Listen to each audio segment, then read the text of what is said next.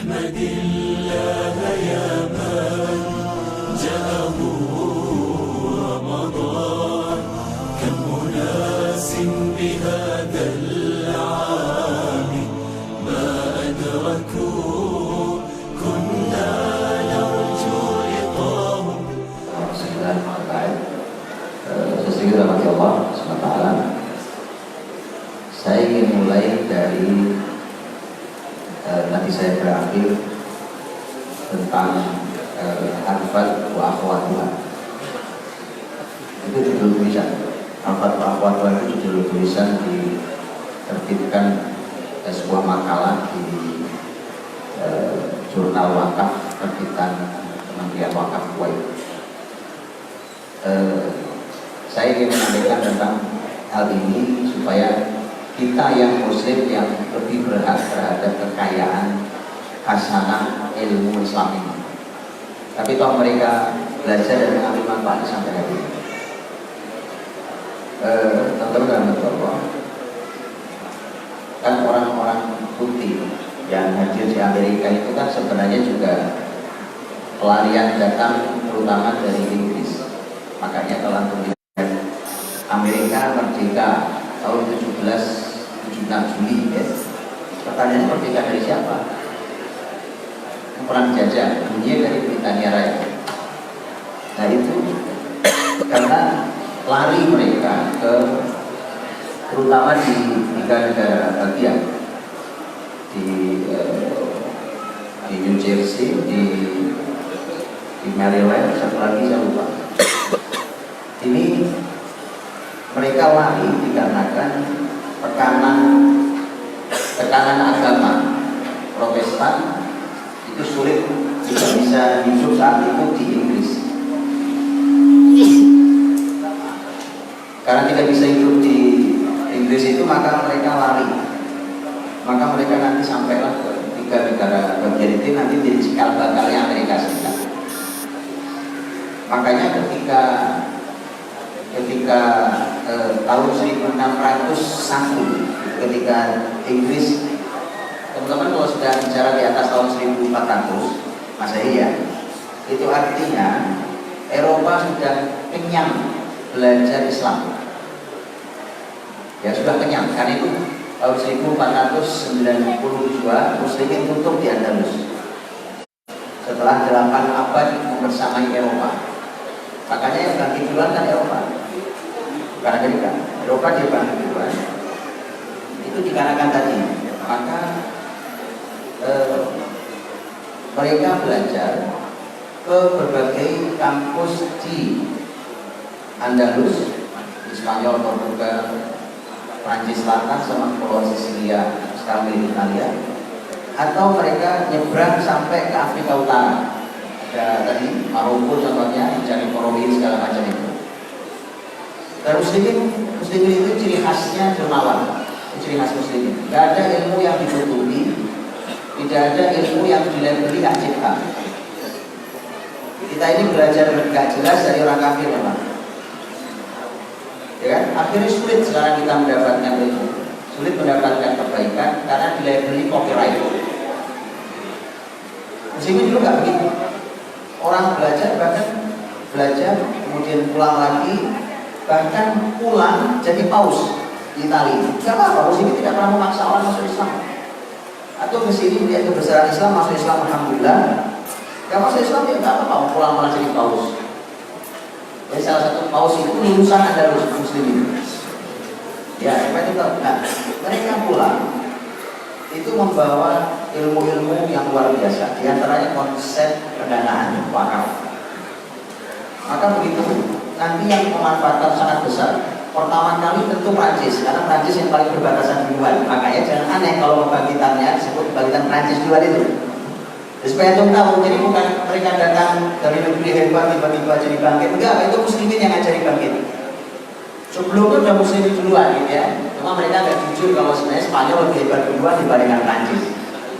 Jauh mereka muridnya kok. Berapa abad itu muridnya Spanyol. Terus naik sampai ke Inggris. Karena Inggris punya kekuasaan besar seperti Prancis, maka Britania Raya itu Maka mereka mulai menerapkan konsep-konsep wakaf, membuat aturan-aturan persis itu konsep muslimin. Mereka nggak ngerti, Pak. Walaupun hari ini nanti dibahasakan dengan donasi, dibahasakan apalagi yang lain ya, dan seterusnya. Bahkan mereka ketika mencoba menerapkan sebuah konsep namanya trust, karena ada sebuah tulisan tentang trust. Dulu awalnya itu awal dari perang salib. Awal dari perang salib, orang-orang Eropa yang mau perang salib untuk ngambil Al-Quds itu dititipin barang-barang ke orang-orang yang tidak ikut perang. Makanya juga disebutnya trust, kepercayaan kepada orang yang percaya. Cuma masalahnya begitu mereka pulang, itu barang-barang nggak bisa diambil dan negara nggak ngerti cara ngaturnya. Jadi mereka pokoknya nggak ngerti sama sekali, Pak. Saya sampaikan, nggak ngerti sama sekali. Maka begitu mereka mendapat konsep-konsep Islam itu, konsep-konsep Islam itulah mereka menjumpai ini konsep yang kemudian diterapkan. Makanya kalau bicara data, walau umpamanya seperti Harvard University itu kan kalau nggak salah 1663 berdiri ya, 1600-an.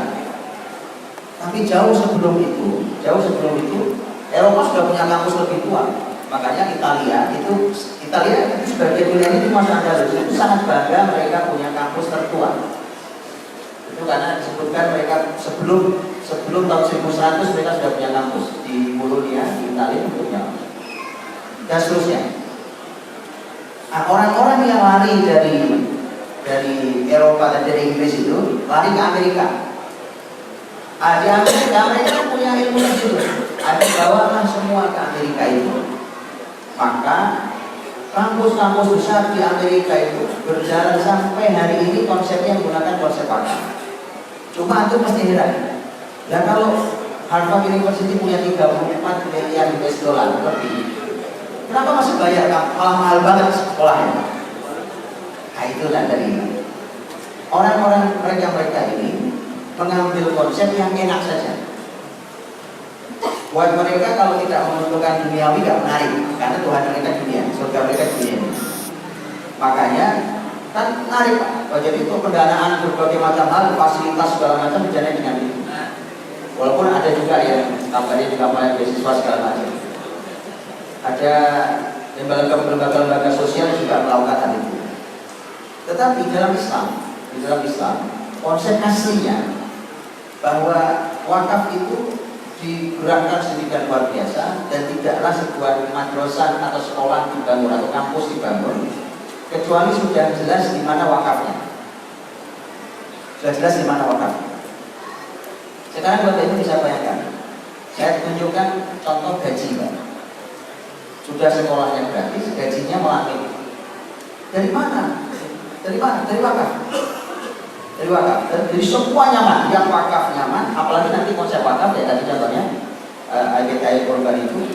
Ini akadnya kemarin saya dan teman-teman membuat akadnya menggunakan akad wakaf mustarok. Yang di Indonesia belum populer. Padahal itu ilmu fikih biasa aja, emang begitu alat buat belajar fikih ya begitu. Bagaimana polanya itu ada perlu ilmu, belum belajar ilmunya. Tidak sulit insya Allah, asal kita mau belajar. Jadi bisa dibayangkan Bapak Ibu, orang kalau bicara wakaf kan bayangannya punya duit, punya barang, diwakafkan kan sudah bukan milik saya lagi gitu kan? Ternyata tidak. Wakaf mustarok itu salah satunya nanti bisa hasil sebagiannya balik ke saya lagi. Sampai kemudian makanya dengan itu ternyata wakaf itu bisa balik lagi, bisa ya. Cuma status wakaf. Kalau status wakaf, semua itu tahu kaidahnya, tidak boleh dihibahkan, tidak boleh dijual, tidak boleh diwariskan. Tapi menggabungkan antara saya tetap dapat keuntungan, saya dapat amal dalam pahala kalau saya ikhlas, ya, dapat keberkahan dari wakaf itu. Jadi aman sekali.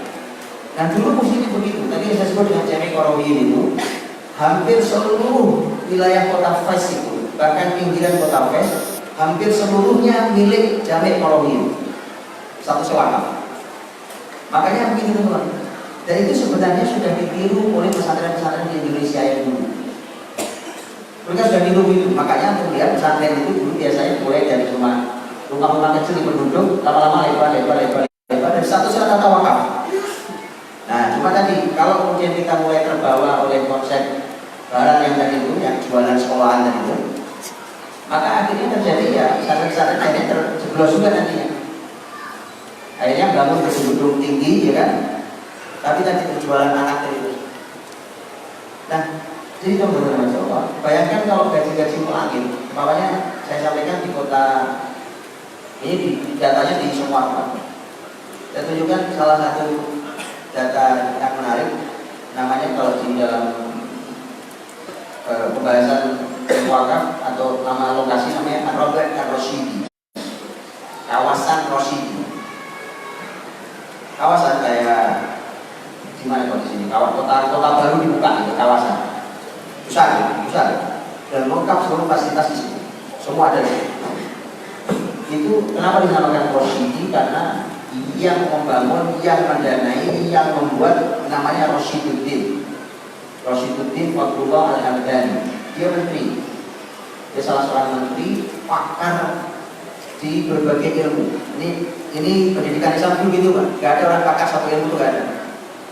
Beliau seorang ahli sejarah, beliau seorang tabib, seorang dokter, beliau seorang wazir, seorang menteri, beliau pakar dalam dunia manajemen,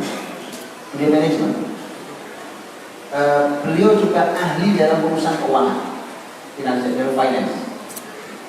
Ini beliau membuat kawasan itu dengan dana pribadi karena makbul beliau orang kaya di kota Tigris di Iran, hari kota Iran. Itu Iran Sunni ya, dulu Sunni. Di kota Tigris beliau membuat itu teman-teman saya. Itu lengkap sampai pendidikannya. Tentu mulai dari masjidnya dengan semua fasilitas. Lihat bayangkan. Ini saya mulai gaji dari mulai orang yang buka tutup gerbang masjid.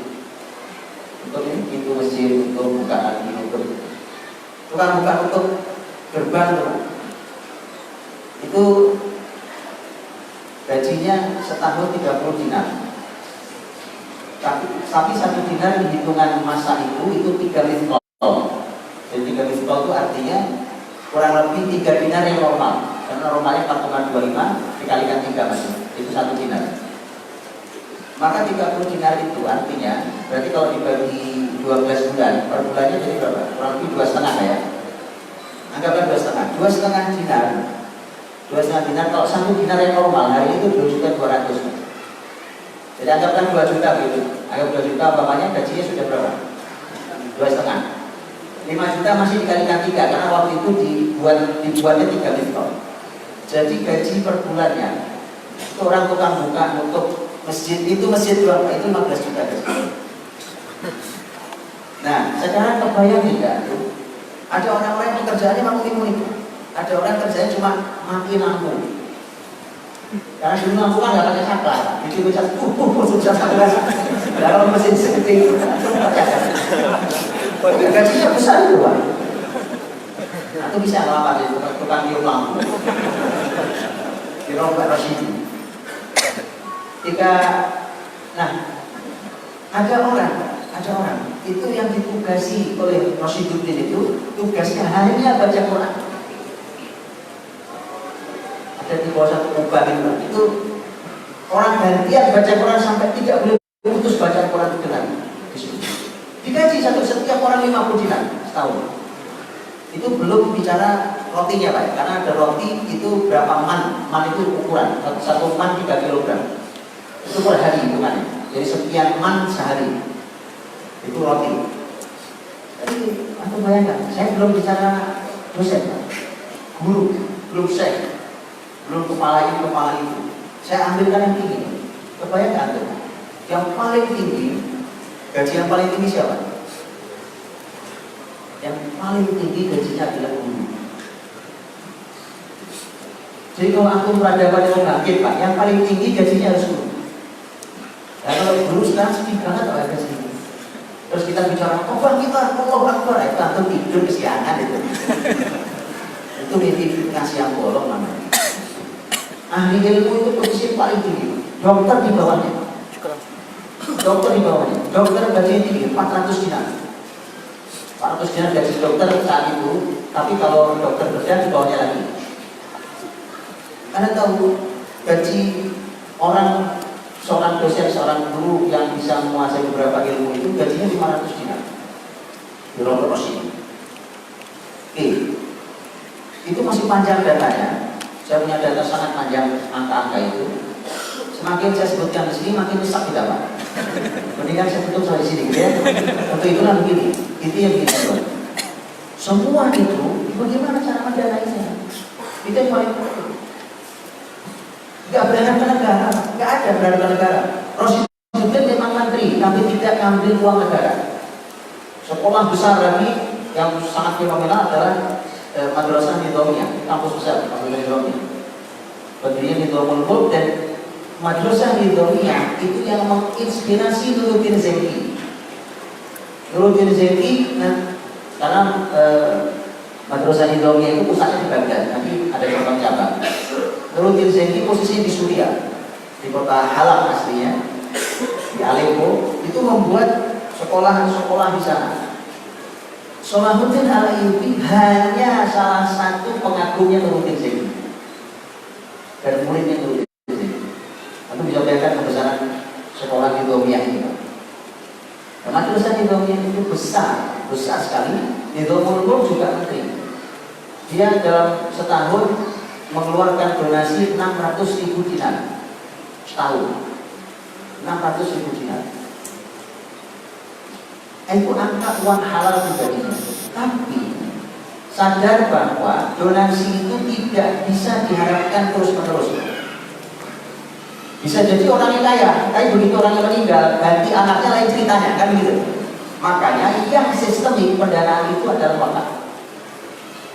Makanya setiap Nidhamul Mulk membuka madrasah Nidhamiyah dimulai dari Baghdad. Berbagai kota, Sabur, Maru, segala macam. Begitu beliau buka, setiap bulan selalu ditunjuk ini wakafnya, karena satu sekolah bisa beberapa wakaf, bisa toko-toko, al-hawali, al-khanat itu penginapan, rest area sehingga orang menginap, bisa afron itu dapur umum, jadi semacam warung-warung untuk orang masak sana. Bisa aradhi ziraiyah, bisa tanah-tanah pertanian yang ditanami berbagai macam hal. Jadi satu sekolah itu wakafnya bisa ada sekian banyak, ada sekian wakaf itu untuk semua untuk sekolah ini, untuk kampus ini. Itu selalu konsepnya. Makanya hasil Madrasah Nidhamiyah yang di Baghdad saja itu hasil per tahunnya 15.000 kalau tidak salah 15.000 dinar setahun. Itu hasil dari perputaran bisnis yang statusnya wakaf. Ini seterusnya, jadi artinya bahwa itu selalu menjadi pola, yang pola itu dilindungi negara. Negara sangat melindungi itu status wakaf. Makanya kalau negara ini tidak pernah serius mengurus wakaf, negara itu kok ya masih nggak ridho, kalau nggak bayar pajak tuh nggak ridho, maka nggak akan tumbuh nanti. Karena itu sebenarnya ini wakaf ini diberikan oleh orang karena Allah dia memberikan karena Allah, saya berikan ini karena Allah. Kemudian dikeluarkan, dikelola juga dengan amanah, dikeluarkan kepada mauquf alainya juga dengan untuk membantu sosial. Harusnya negara terbantu. Negara kalau saya ikut ngurusi semua itu kan terbantu negara. Lalu gimana? Duit nggak punya, ya kan? Anggaran pendidikan cuma 20%. Coba. Cuma 20% aja kan bangga banget. Itu aja susah mencapai negara. Bayangkan di Islam yang begitu itu ada. Islam itu masyarakat ini Pak. Masyarakat kenapa di dalam hadis Nabi menyampaikan bahwa khairu a'immatikum man tuhibbunahum yuhibbunahum. Jadi salah satu pemimpin terbaik itu poin satunya adalah cinta. Kalau mereka cinta kalian cinta mereka, itu salah satu ciri pemimpin terbaik. Kenapa? Karena kalau cinta kepada pemimpinnya, masyarakat ini bergerak, nggak perlu negara, bergerak untuk bantu negara. Bantu negara. Kalau negara sedang jatuh keuangannya, jatuh perekonomiannya, itu bukan ledek-ledekan di medsos. Meledek-ledekkan. Ini negara guyonan ya, Mas. Ini negara lawak, makanya ngaku pelawak di sini. Asal dibuat audisi pelawak yang nanti banyak. Karena pelawak di atas sampai berlucon semua. Semua lucon. Gak ada yang serius mengurusi pendidikan ini. Kalau serius Pak, sudah lah. Mestinya tidak dikeluarkan statementnya yang jelas-jelas perundangan, buat undang-undang. Dimudahkan. Dulu negara menjaga betul ini.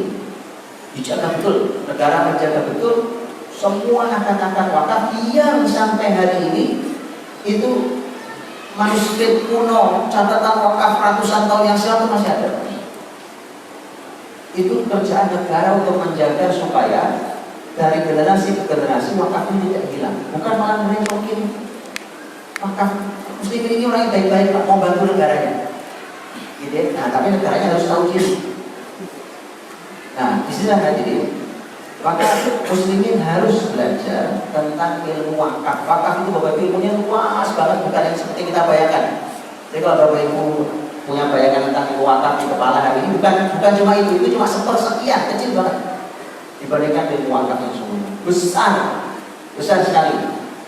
Nah sayangnya negeri ini juga, padahal ada undang-undang wakaf Indonesia. Nah itu perlu dibuatkan, perlu dihadirkan orang-orang muda yang punya ilmu dan luar biasa. Itu Ustaz Marwita. Saya usulkan beliau jadi ketua Badan Wakaf Indonesia, ketua PWI, biar diurusi dengan serius PWI. Bukan cuma numpuk nama profesor dan nama dokter, bukan cuma ditumpuk nama orang-orang top itu, tetapi orang anak-anak muda generasi. Makanya gitu, kalau generasi tua ini sudah tidak bisa mimpin, saya ke anak muda saja. Anak muda itu kreativitasnya masih bagus kan, ya kan? Orang tua menang pengalaman, tapi kreativitas sudah tua ya. Sudah tua ya. Anak silakan Pak. Ustaz Marwita sudah ngurusi PWI. Urusi Badan Wakaf Islam di Indonesia ini Masya Allah, banyak wakaf akhirnya tidak terlindungi di negara, akhirnya diserobot oleh orang-orang yang tidak bertanggung jawab.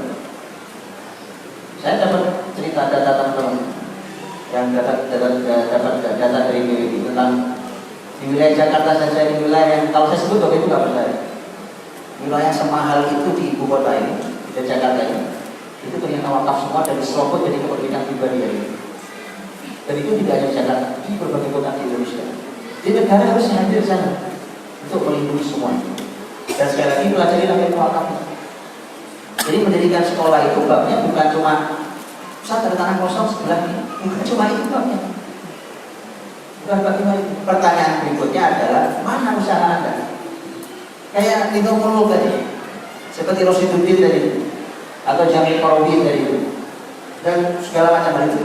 Harusnya begitu. Jadi mana yang mendanai ini? Yang mendanai ini mana?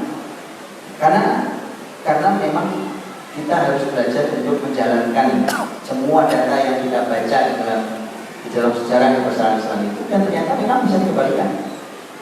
Saya kira itu bagi teman-teman dan bisa menambah Assalamualaikum warahmatullahi wabarakatuh. Insyaallah lagi-lagi melengkapi data kita tentang bagaimana wakaf itu membantu dalam segala macam aktivitas amal soleh yang sifatnya non profit tadi, khususnya wilayah pendidikan, keilmuan itu menjadi lebih signifikan dengan pengelolaan wakaf. Teman-teman kita mau ditambahkan nah, ya baik.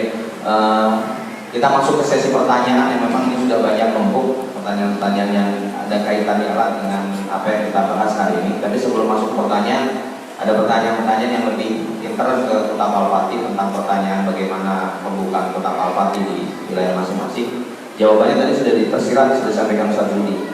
Kalau ada tanah wakaf sekaligus bagaimana usahanya, itu yang paling jelas. Jadi kalau belum ada tanah wakafnya dan belum ada usahanya seperti apa, mendingan mundur aja, jangan ngajuin pendaftaran di Kota Palpati, jangan ngajuin cabang gitu ya. Dan nyampein aja dari sekarang supaya nanti nggak capek yang ngatur pendaftaran cabang Kota Palpati. Karena memang tahun ini ada daftar pembukaan, insya Allah.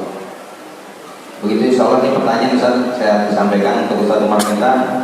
Pertanyaan tentang bagaimana Ustaz kalau ternyata pembahasannya tentang tidak profit dalam dunia pendidikan buat kami para guru yang mencari nafkah dari guru. Dari nafkah jadi guru itu gimana kira-kira? Itu pertanyaan semua kita. Untuk pertanyaan ke Ustaz Budi, bagaimana agar pewakaf, kalau tadi kan bahasanya tentang pemodal yang mengintervensi pendidikan, dan bagaimana kalau pewakaf yang bisa jadi mengintervensi, gimana caranya supaya tidak mengintervensi kalau di bab tentang wakaf ini, karena dia juga ada pengelolanya, gitu kan. Jadi satu marmisan pada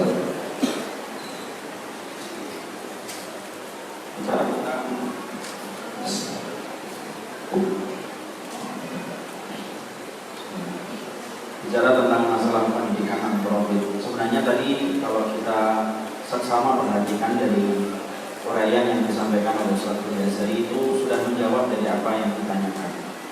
Jadi sebenarnya ini harusnya negara itu hadir dalam masalah pendidikan. Makanya kalau kita kembalikan kepada konsep negara di dalam Islam itu khilafah, maka sebetulnya khilafah itu meletakkan dua perkara. Pertama, firasatul din, yang kedua siasatul dunia bidin. Yang artinya adalah yang pertama itu fungsi negara atau fungsi khilafah itu, kalau kemudian fungsinya menggantikan tugas nabi mau atau nabi khilafah, maka sesungguhnya tugasnya dua. Yang pertama menjaga agama, dan termasuk menjaga agama adalah menjaga dan mengatur tentang masalah pendidikan, termasuk di dalamnya adalah para pengajarnya. Kemudian yang kedua yaitu siasatul dunia, yaitu mengatur tentang seluruh masalah-masalah dunia dengan aturan dan kaidah agama. Jadi kalau kita bicara tentang standar idealnya, harusnya setiap orang yang menyampaikan pendidikan atau setiap orang yang terlibat dalam masalah pendidikan itu, negara itu hadir untuk memberikan kepada mereka kecukupan sesuai dengan kebutuhan mereka, supaya mereka punya konsentrasi yang besar untuk mendidik dan mentarbiyah para siswa dan siswinya. Tapi ketika kita mengetahui bahwasanya negara hari ini belum hadir dalam masalah yang semacam ini, karena memang tadi kata beliau katanya negara ini memang penuh dengan lelucon dan lawakan, ya memang kita tidak bisa menyalahkan keadaan terus. Kita tidak bisa mencela kegelapan tanpa kita membawa lilin. Makanya konsepnya beliau itu, kalau boleh saya sederhanakan, itu konsepnya beliau membawa lilin di tengah kegelapan. Kalau kita terus berharap, ya nanti kecewanya terus. Anak buahnya kita nanti mati buru-buru bareng-bareng. Tapi kemudian kita harus menyalakan lilin, dan menyalakan lilin adalah salah satunya dengan wakaf yang tadi konsepnya beliau sampaikan dengan panjang lebar. Terus terang anak belum pernah mengkaji masalah wakaf sepanjang beliau di dalam mengkaji masalah wakaf. Jadi dari saya tadi mendengar itu, saya malah betul-betul ingin habis pulang dari sini saya ingin mengkaji tentang masalah wakaf. Karena ternyata banyak hal yang masih kita optimalkan dalam masalah wakaf itu. Dan harusnya PR besarnya kita untuk mencukupi para guru dan para ustadz, maka solusi yang Allah berikan itu melalui wakafnya. Dan itu harusnya kita optimalkan untuk menunjang kemakmuran orang-orang yang terlibat dalam masalah pendidikan. Makanya kalau kita bayangkan ya kawan, kalau setiap ustadz, setiap guru, setiap ustadz, mereka betul-betul merdeka secara finansial dan mereka tidak terlibat dengan berbagai macam kepentingan, kita bisa bayangkan betapa idealnya umat ketika mereka melihat satu perkara dalam hidup mereka, ketika mereka diwarnai sama orang yang merdeka secara finansial. Hari ini masalah klise para dai dan para ustadz itu memang salah satunya lewat finansial. Makanya akhirnya terbeli dengan harta, terbeli dengan jabatan, dan terbeli dengan masalah kedudukan. Moga-moga dengan kita tadi mengkaji kembali dan menggali, dan saya kelihatannya saya ingin sekali untuk tambah belajar lagi tentang masalah wakaf ini.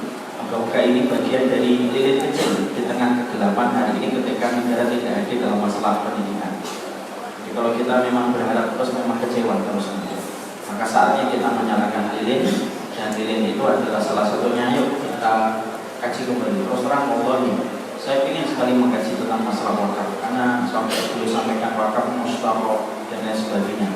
Karena dulu saya di Fakultas Syariah itu tidak sampai detail masalah wakaf ya Ustaz. Karena memang kalau kita di kuliah syariah itu ya sedikit-sedikit yang diambil, pikirnya pun tidak terlalu mantap.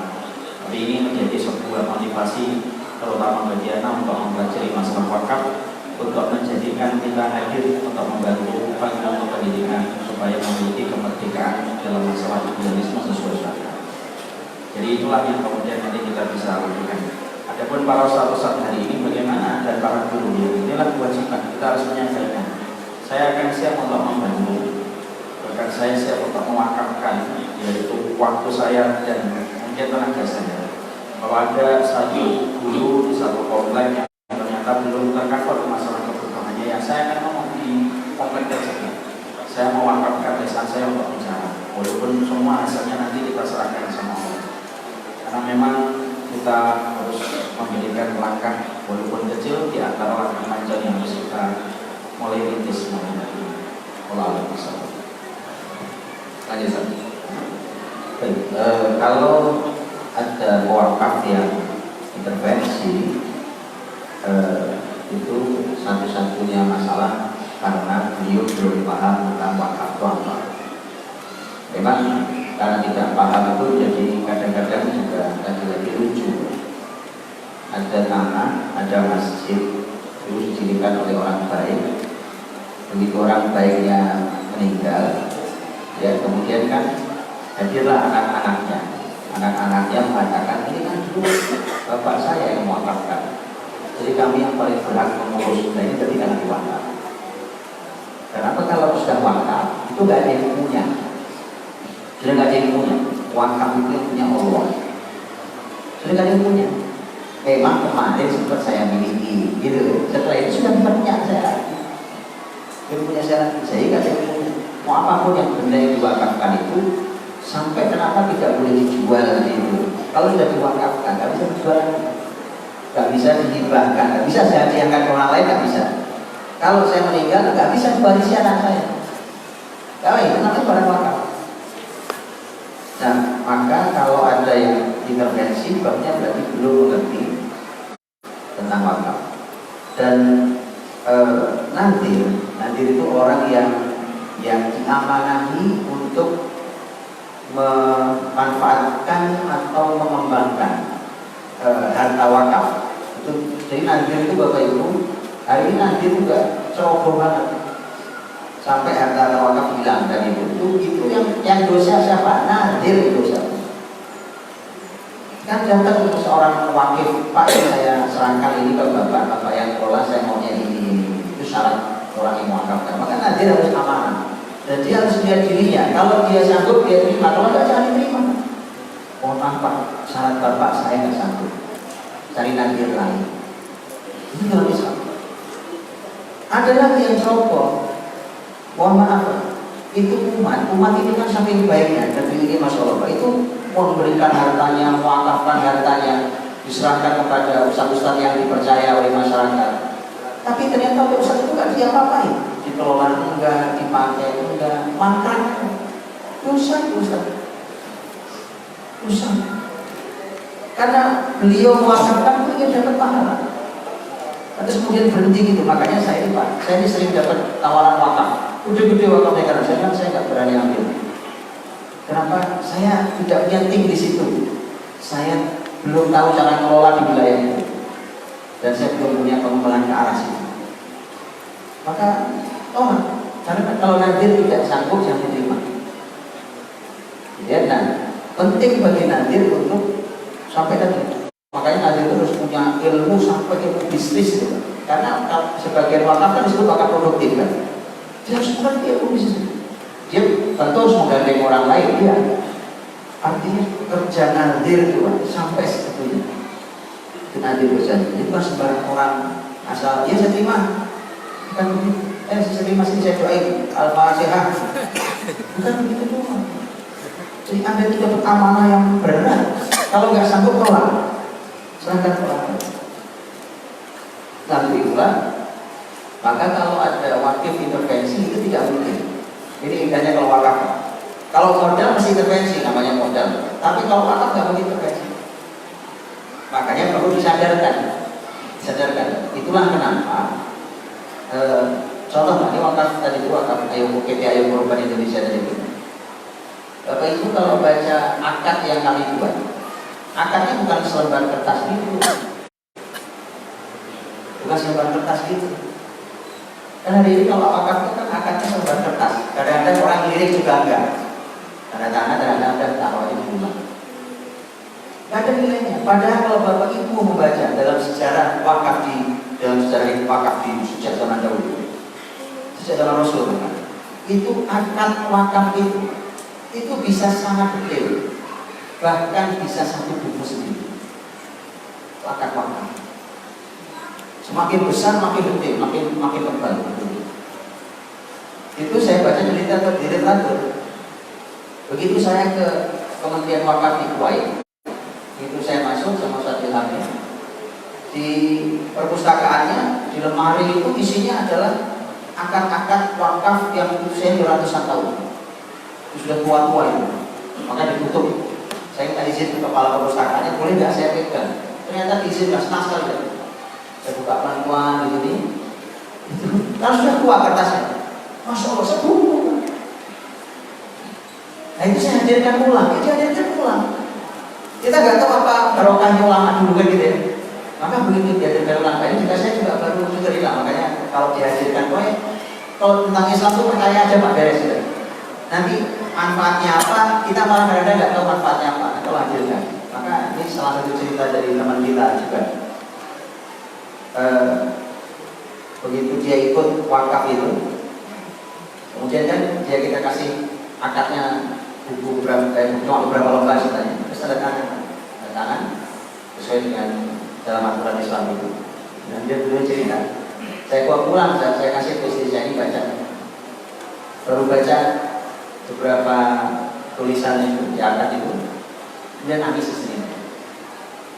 Aku pernah dengar nggak baca akad nangis, pernah dengar? Begitu nangis dia bilang saya nggak sanggup melanjutkan ini bacanya. Akhirnya dibaca. Coba tuh kayak gitu. Tulisannya biasa aja. Menurut kita ya kita kadang cuma niru apa yang dilakukan ulama dulu, cuma niru tuh enaknya gitu kan. Niru. Plok cuma niru gitu tuh barokahnya Masya Allah.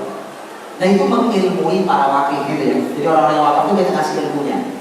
Sehingga nggak ada wakil intervensi itu nggak mungkin ada. Mau dia tahu apa yang diberikan sudah diwakili, apa yang diwakilkan bukan lagi miliknya, tapi sudah milik Allah SWT. Gitu loh itu. Ini kalau yang mikirin warisan kepikiran kita juga tuh.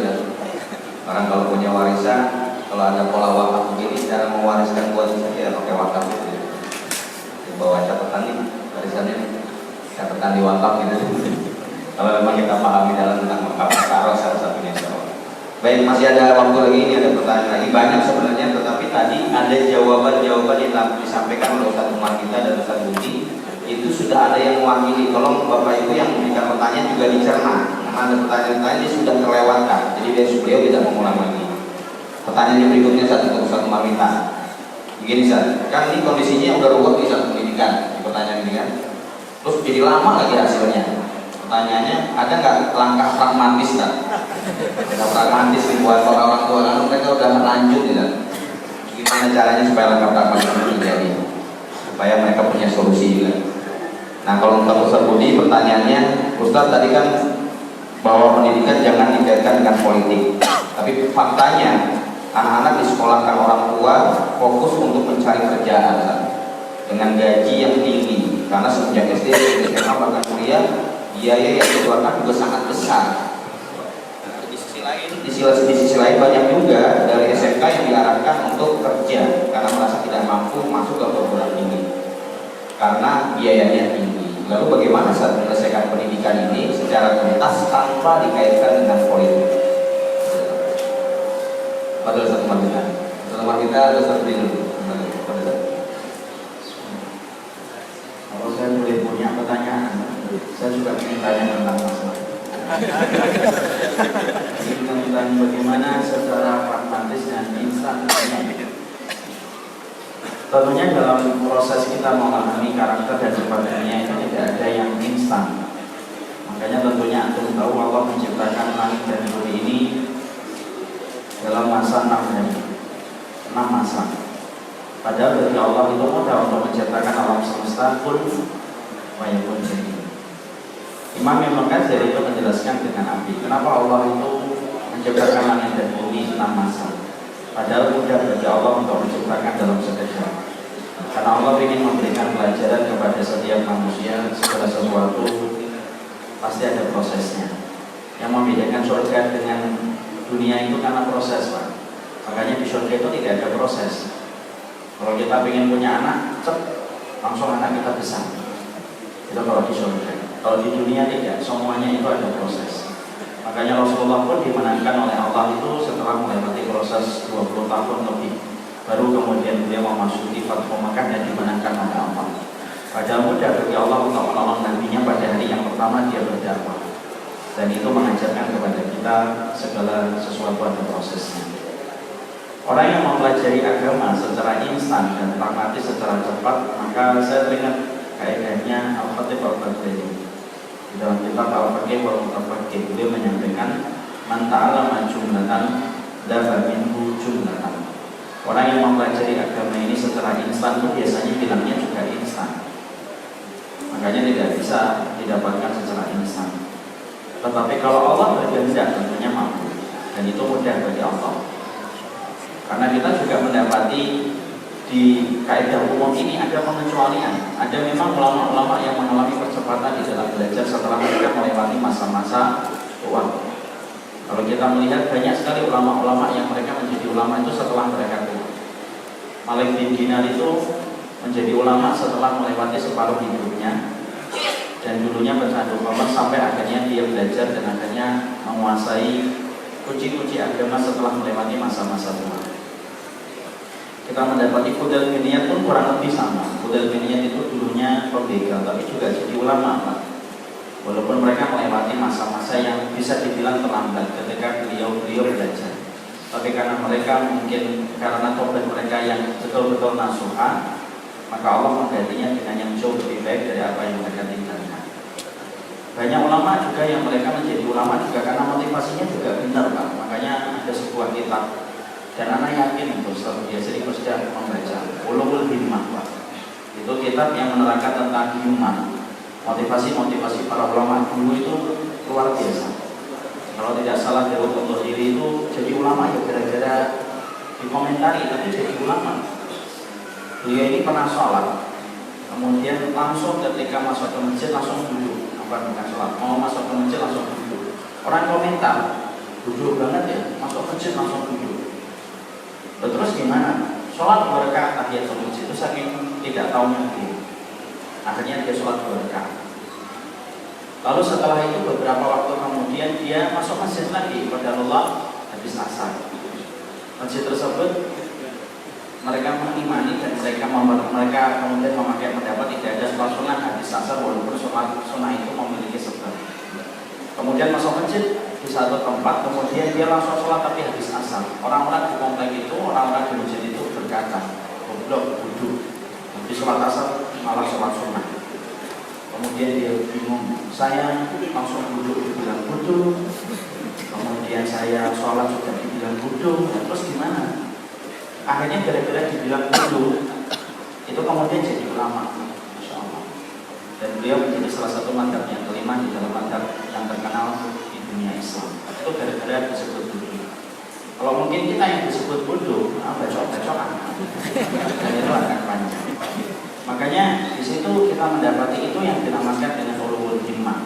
Dan ulumul himmah itu harus digandingkan dan dikawinkan dengan yang namanya as-sidqu fin niyah, yaitu jujur di dalam masalah niat. Karena ada sebuah hadis Rasulullah SAW, Nabi pernah bersabda, in tasdiqillaha yasduka. Kalau kamu niatnya itu benar karena Allah, maka pasti Allah itu akan menyelesaikan proses akhirnya dan akan membenarkan semua niatan kebaikan yang kamu miliki. Orang kalau sudah tanam niat, Pak, walaupun umurnya itu sudah lewat, tapi kalau niatnya betul-betul karena Allah, yang membantu proses akhirnya itu Allah. Makanya selain ulumul himmah, dan ini merupakan bagian dari ma'unah pertolongan dari Allah, adanya niat yang benar itu membantu Bapak. Jadi yang sudah kelewatan umurnya dan baru mengetahui dan menyadari betapa pentingnya ilmu agama di dalam kehidupan bekal menuju pada kematian. Kalau kita sudah benar niatnya, yang menyelesaikan nanti Allah, Pak. Makanya saya boleh ceritakan dan kisah ini sering saya sampaikan. Saya ini punya ustaz, guru tahfidz saya. Guru saya Fakultas Syariah sembari saya menghafalkan Quran di daerah Besar. Guru tahfidz saya itu Ustaz Amaluddin Batubara, Allahu yarham. Beliau itu benar tapi beliau hafal Al-Quran. Dan hafalnya itu bukan sembarangan hafal, sampai nomor ayatnya itu beliau hafal. Karena saya menjadi saksi langsung. Jadi kalau kita nyetor sama beliau itu, maka dia dengar ini. Kemudian nanti ketika membenarkan kita, membenarkan itu melalui nomor ayat 97 kurang panjang, 98 ada ayat yang ketiga, itu menyebutkan nomor ayat. Padahal kita paham yang menyebutkan nomor ayat itu jauh lebih susah daripada menyebutkan ayat. Bapak saya tanya minal jinnati wan nas saja bisa panjang, diulatkan di buku untuk berapa itu masih nanya malikin nas la ilaha illallah satu ayat atau dua ayat. Itu beliau buta Pak. Dan ketika saya mendapati kenapa beliau bisa menghafalkan Al-Quran, maka beliau mengatakan karena memang dari SMP tidak ada keinginan dia kecuali hafal Al-Quran. Itu kan luar biasa. Yang lain belajar main gitar Pak. Orang kita di SMP kan biasanya diajari main gitar. Itulah pendidikan kita kayak gitu.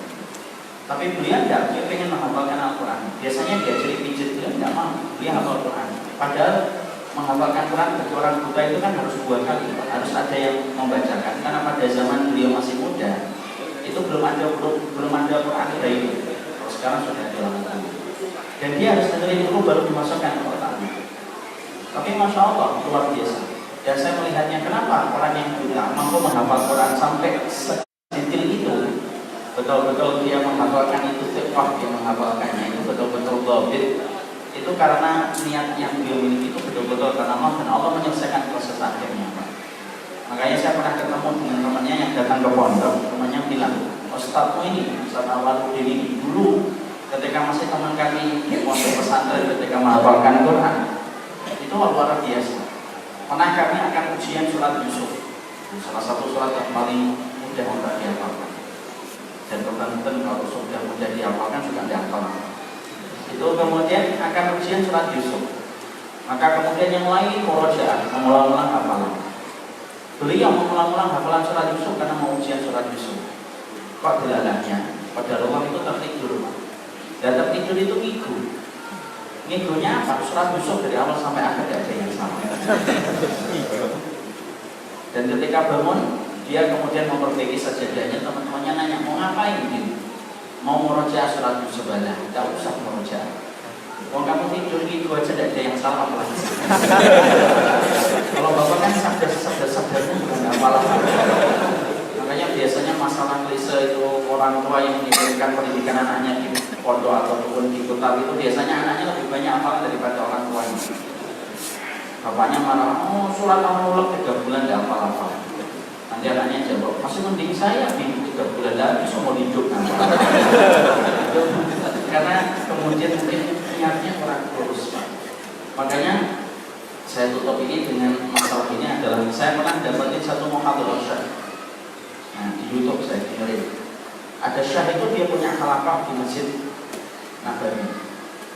Kemudian di halaqah itu dia halaqahnya hifdzul Quran. Kemudian anak-anak antara umur 20 sampai 25 paling kuat 30 menghafalkan Al-Quran. Tiba-tiba ketika dia sedang nyemak mendengarkan setoran hafalan Quran itu, ada salah satu bapak-bapak yang sudah berumur tampak dalam uban yang dia punya. Kemudian mendekat, melipir, mendekat. Lalu kemudian syahnya tertarik untuk bertanya, Masya Allah, kamu ini ngapain di sini? Ayo Muhammad, ngapain ini? Kamu ngapain? Saya ingin menghafalkan Quran. Padahal umurnya sudah 60 tahun lebih. Kemudian dia bertanya sama syekhnya, orang semacam saya bisa menghafalkan Quran. Ditanya sama syekhnya, niatan kamu ingin hafalin Quran apa? Pak? Karena saya tidak mau syekh dada saya ini tidak membawa hafalan Quran ketika mati. Rumah yang tidak dibacakan Quran itu rumah kuburan. Berarti dada yang tidak membawa hafalan Quran itu dada kuburan. Insya Allah kata-kata itu luar biasa. Saya katakan benar saja. Orang kalau ngomong dari hati itu biasanya nembus ke hati. Maka syekhnya kemudian berkata ketika dijawab, apakah orang kayak saya masih bisa menghafalkan Quran? Saya ingin banget mati dengan membawa Al-Quran. Saya sudah melewati hidup dan hari-hari saya dengan hal-hal yang tidak bermanfaat ketika nyari dunia. Syekhnya itu jawab dengan hadis yang tadi disebutkan. In tasbihillah yasbihka. Ya kalau kamu memang niat benar ya Allah akan sampaikan. Udah Pak Syekh, orang tua itu ngapa terus tiap hari sholat. Betul-betul komitmennya luar biasa. Padahal dia jauh dari masjid. Datang dari sholat tiap waktu. Dan tidaklah dia itu baik kecuali karena utur syar'i yang dia miliki. Belum dia ada sampai 3 tahun hafal Quran. Setelah dia hafal Quran, selang tidak sampai 1 tahun beliau meninggal dunia. Sesuai dengan keinginan beliau untuk membawa hafalan Quran ketika dikuburkan bersama tanah yang menumpuknya di dalam kuburan. Nah itulah yang kita pahami.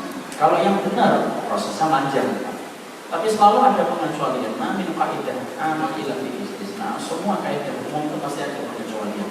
Siapa ulul himmahnya betul-betul himmahnya kuat. Dan yang kedua itu tulus niatnya karena Allah Subhanahu wa taala. Saya tutup dengan cerita kisah nyata satu lagi. Saya punya seorang ustaz namanya Ustaz Abu Umar Abdillah. Walau zaki Allah Ta'ala. Beliau ini bukan dari pondok Pak, tapi dari Universitas Umum UNS. Dia di Fakultas Teknik Sipil tidak salah. Ketika dia mencari pekerjaan, dia kecewa dengan berbagai macam aroma syubhat dan haram dalam pekerjaan yang dia geluti.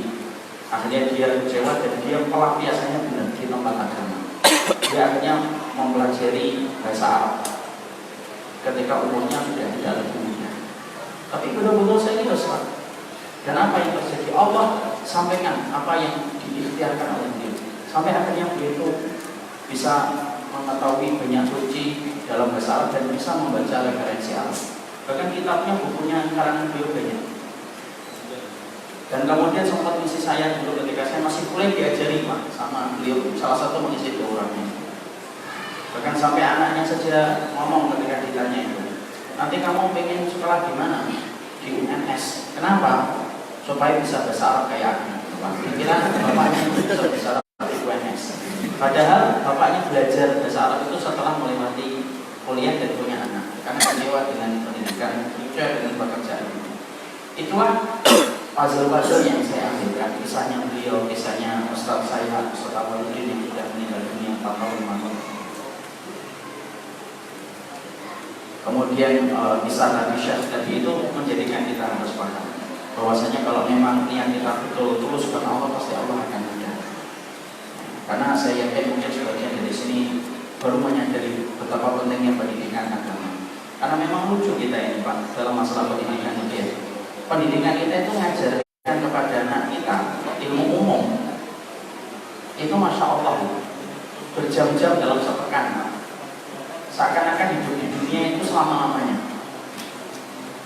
Tapi anak kita di SMP, di SMA diajarin agama itu cuma 1 jam dalam 1 pekan Pak. Seakan-akan hidup di akhirat itu cuma setengah jam.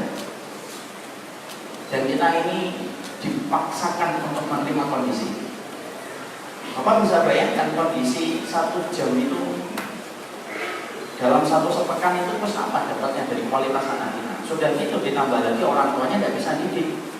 Begitu syekh layuk sih yang kosong tidak bisa mampu mengisi. Nah itulah jadi masalah yang menumpuk-numpuk.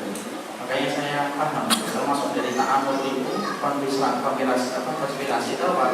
Membodohkan umat dan menjauhkan umat dari referensi ini. Allah. Semoga bapak-bapak yang sudah melewati umur kayak saya di atas 30, yaitu sudah puasa berarti kita ini, maka tidak putus asa untuk betul-betul belajar selama betul-betul niatnya benar. Insya Allah Allah pasti akan mudahkan. Sekali lagi intasbihillah istilah. Boleh nanti bisa beli, masih cukup waktunya. Baik, Bapak Ibu yang ada Pak, saking dalamnya saya lupa pertanyaan. Itu saja. Bagaimana karena biaya mahal semata dari DKS, SMP, SMA semua dan sekolah yang biaya mahal akhirnya mengejar untuk mendapatkan pekerjaan dan semuanya ini ada nuansa politik. Bagaimana pendidikan ini terlepas dari wilayah perpolitikan?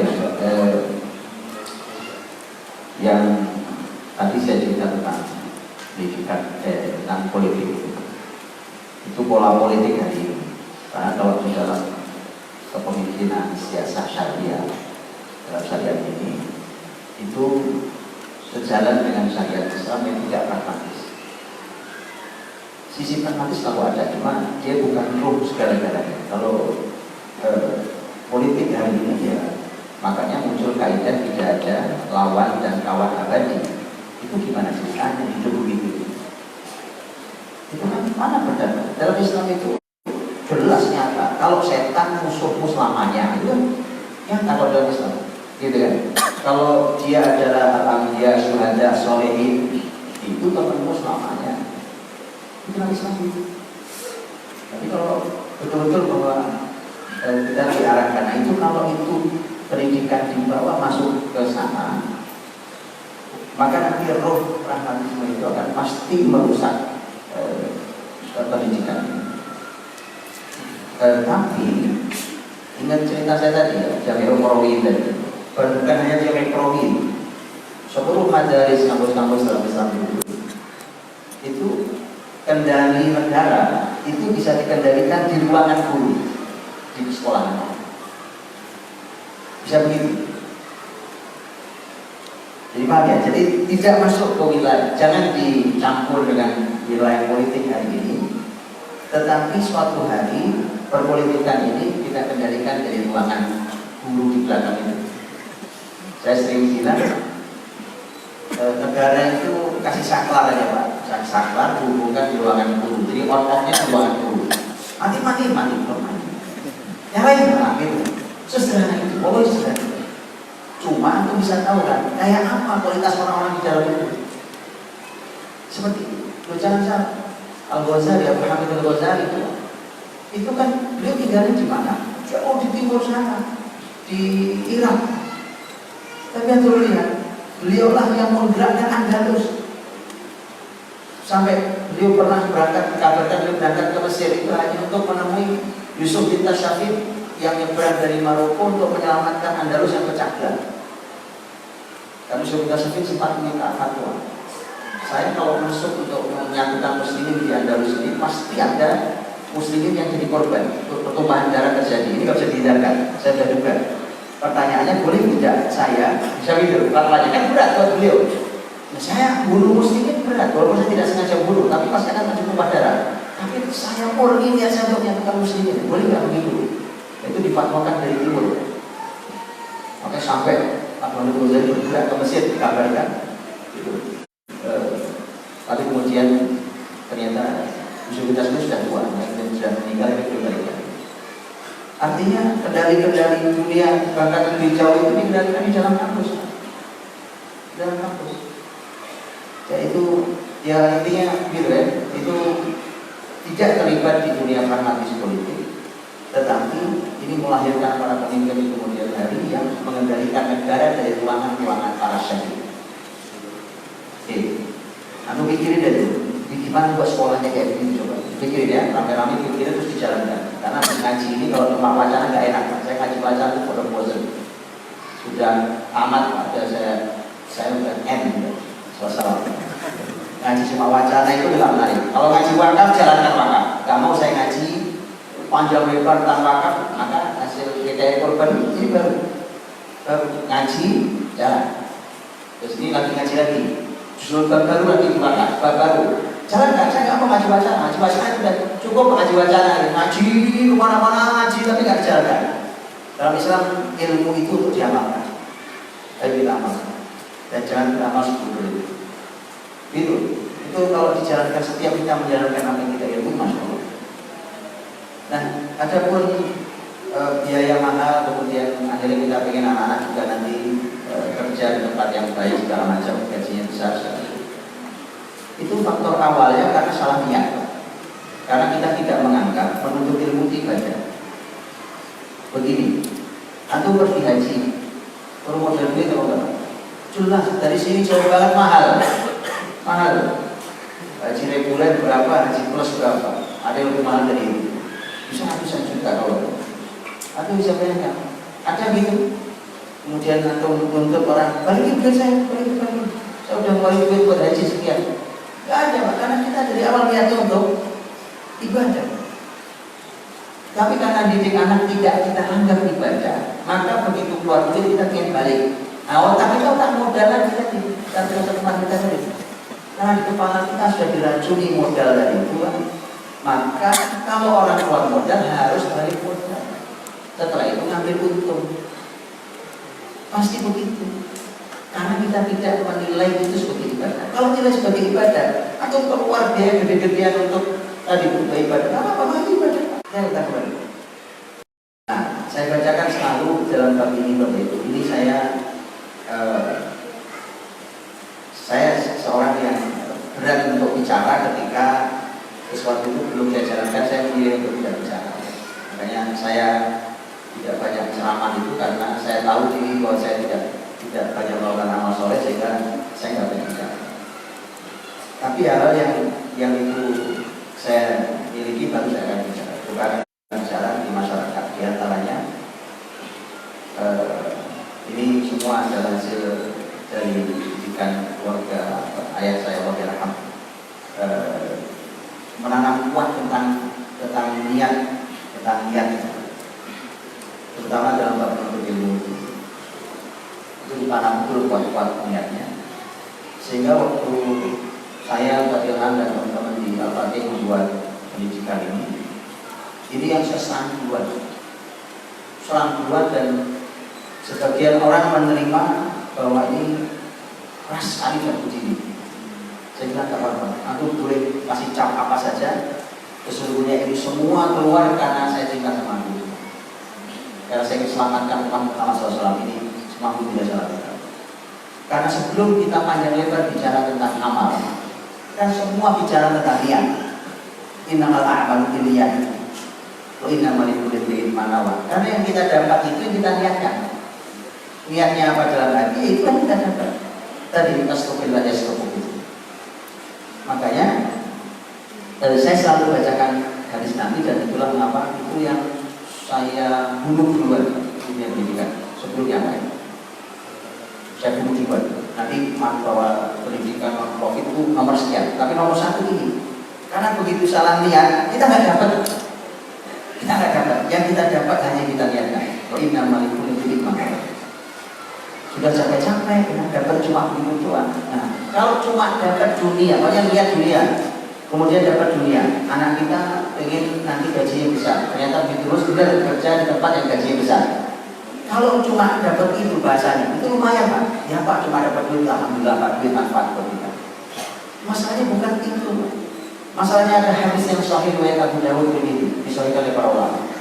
Hadisnya serem Pak, serem hadisnya. Itu ulama mati, saya takut itu. Makanya di hati kita sudah habis, sudah lama itu sudah saya bunuh itu dihabisi oleh ayah saya Wahyarham dan diri saya dihabisi dari sisa. Maka begitu saya punya anak, Rasulullah SAW menyampaikan, "Man ta'allama ilman mimma yubtagha bihi wajhullah, la yata'allamu illa liyusiba 'aradan min ad-dunya." Dan yurih raihata jannah yaumil qiyamah. Siapa yang menuntut ilmu? Yang ilmu itu semestinya hanya untuk mencari ridho Allah. Tetapi dia ternyata berharap mendapatkan dunia, maka dia tidak akan bisa mencium aroma surga di akhirat. Seperti itu. Bukan tidak bisa masuk surga, tidak bisa mencium aroma surga. Padahal aroma surga bisa dicium dari sekian jauh perjalanan. Mencium saja tidak. Gak layak dia untuk masuk surga. Apa gak ngeri? Sangat mengerikan. Itulah mengapa turunan dari hadis itu, saya sempat lama duduk dengan hadis itu. Saya coba buka, saya takut salah menafsirkan.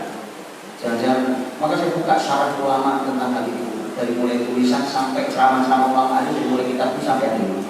Saya khawatir salah menafsirkan, karena itu ada hadis yang semisal.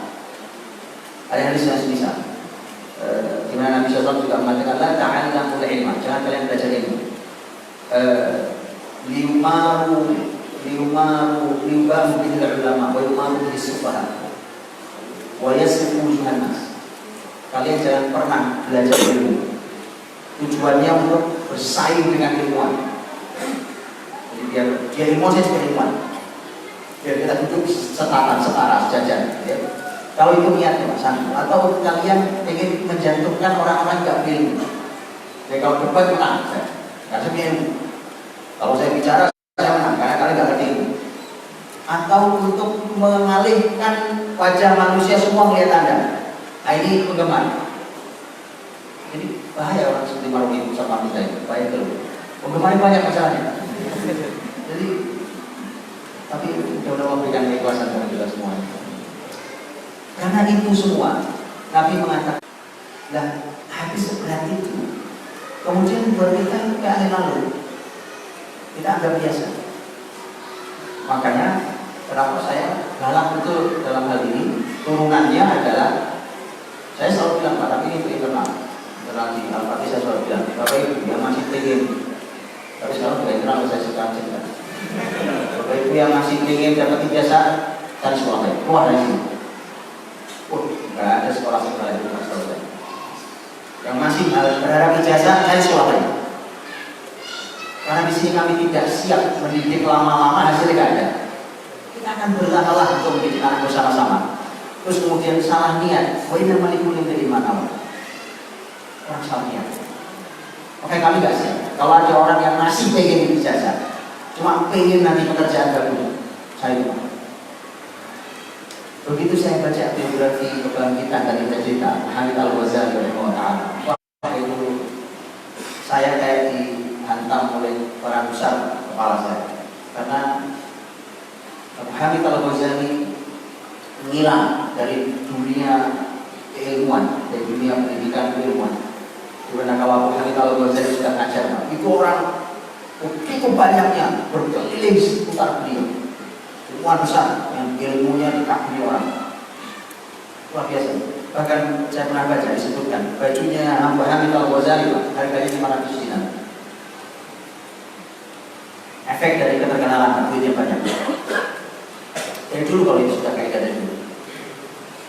Akhirnya Hamid Al-Ghazali lama-lama dia merasa kering dari ini. Kata dulu, ini bukan Islam. Belum menyampaikan ayat, menyampaikan hadis, menyampaikan fikih, menyampaikan tafsir, ini bukan Islam. Ini bukan Islam. Dia pergi 10 tahun bahkan sampai 11 tahun.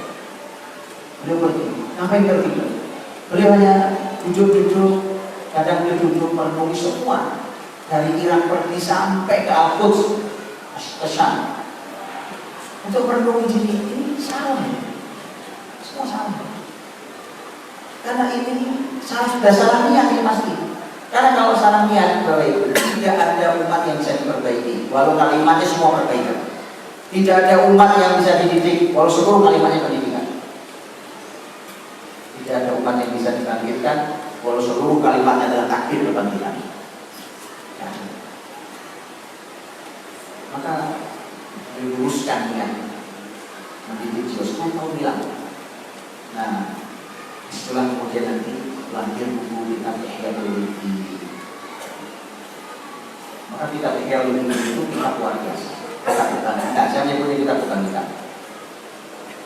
Kebangkitan itu kitab yang luar biasa. Kitab Ihya Ulumuddin.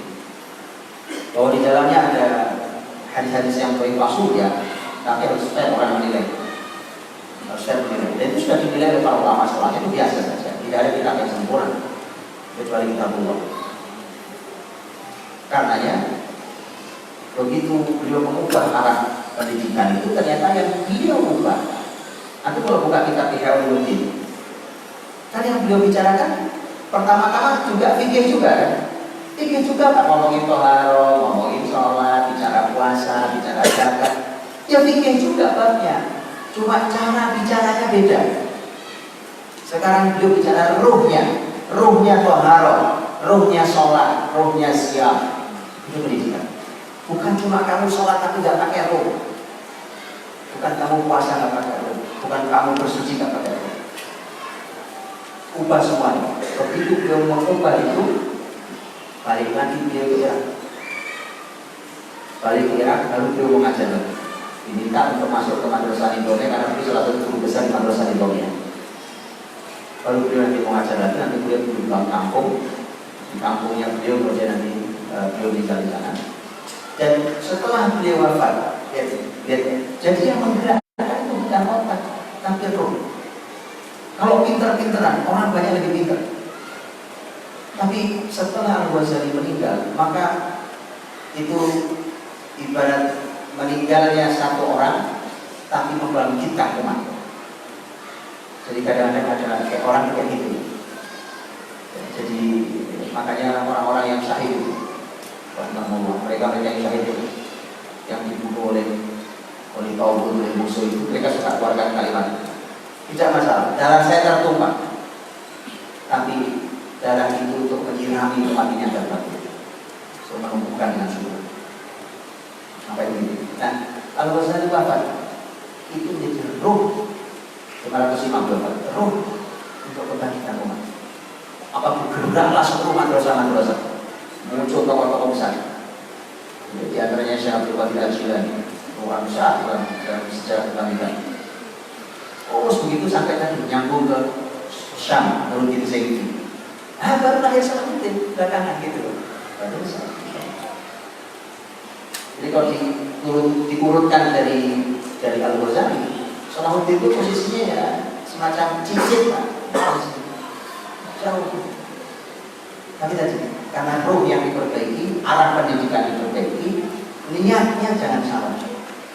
Jadi pendidikan ini ibadah, bukan sebatas kita ini pinter-pinteran, bukan transfer ilmu, bukan lagi. Transfer itu paling gampang, betul kan? Paling gampang transfer. Tahu sekarang ada net banking, jadi bisa transfer ke saya. Dengan coba untuk ilmu, atau buka aja ketik Ustaz Umar kita, keluar semua ceramah beliau, semua tulisan beliau keluar. Tinggal didengerin ini, dia bukan. Kalau mbaknya cuma transfer. Ini bukan masalah transfer, bukan hanya transfer ilmu, tapi ini roh yang harus ditransfer. Nah ini yang sulit, transfer roh yang sulit. Ya, maka nasihat dari lulusan kita tentang bagaimana contoh-contoh orang-orang soleh dari itu yang bagaimana beliau punya roh dalam dirinya, dalam hidupnya, mereka jujur kepada Allah, maka Allah sampaikan kepada niatnya. Nah itu semuanya mestinya niat itu yang kita miliki saat ini. Ya, jadi Bapak Ibu, dunia itu tidak usah Anda niatkan, tidak usah Anda niatkan itu dunia itu. Dunia itu memang ikut saja akhirat. Saya sering ilustrasikan, kalau anak Anda pintar, anak Anda soleh, kemudian setelah itu anak Anda ikut ujian sekolah, ujian nasional, ya, tidak usah diniatkan dapat ijazah apa enggak? Dapat ijazah.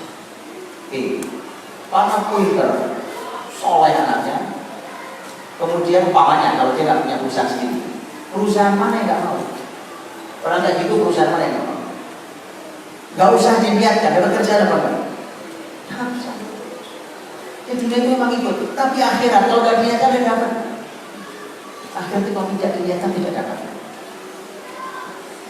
Kita harus diniatkan akhirat. Dunia itu ngikut aja, cuma ikut aja. Jadi jangan salah niat. Saya sering bilang, ayo mulai dibersihkan hati kita, diniatkan itu. Sudah nggak ada lagi tempatnya di dalam hati kita didik anak untuk dapat ijazah atau untuk dapat kerjaan. Itu sudah harus dinihilkan. Nol, bersih, clear, bersih, bening jiwa Anda, itu memudahkan kita untuk mendidik anak di kemudian hari. Wallahu a'lam.